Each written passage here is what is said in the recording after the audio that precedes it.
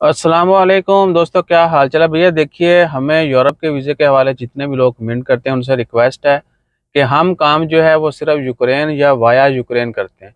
अगर किसी को यूक्रेन का वीज़ा चाहिए हो तो वो हम हेल्प आउट कर सकते हैं, या यूक्रेन से आगे, यहाँ से यूक्रेन जाएंगे, यूक्रेन से आगे यूरोप जाएंगे तो वो हेल्प आउट कर सकते हैं।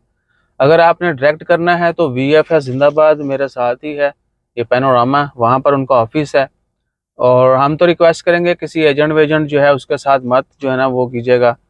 और पहले खुद जो है कोशिश करें, इन्फॉर्मेशन लें, मुतमिन हो जाएं। मशवरा करने के लिए बहुत सारे लोग हमारे से भी आते हैं, लेकिन हमने कभी किसी को ये नहीं कहा कि पैसे तो काम हो जाएगा, नहीं। उनसे कहते हैं कि भैया ये सूरत हाल है, ये तरीकाकार है, आप खुद करो।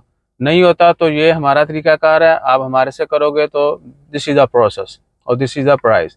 लेकिन हम यूक्रेन का काम करते हैं और वाया यूक्रेन करते हैं। लिहाजा यूक्रेन में जब वॉर ख़त्म हो जाएगी, और एक्सपेक्टेड है कि जल्दी जो है वो सीज़ फायर और सब कुछ जो है वो ख़त्म हो जाएगा, क्योंकि 50 से ज़्यादा ममालिक ने एम्बेसीज दोबारा ओपन कर दिए हैं कीव में। यूक्रेन में यानी एम्बेसीज ने दोबारा से काम शुरू कर दिया है।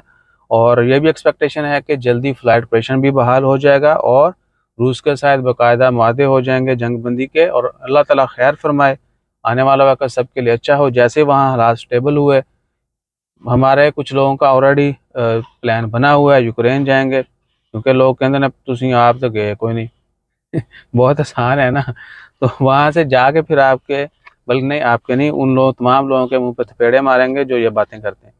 तो this is all for now. दुआ कीजिए, अल्लाह ताला खैर फरमाए और अपना ख्याल रखिए। तो साडा ख्याल, लाइक शेयर सब्सक्राइब फॉलो करते रहिए। जज़ाकल्लाह, अल्लाह हाफिज़।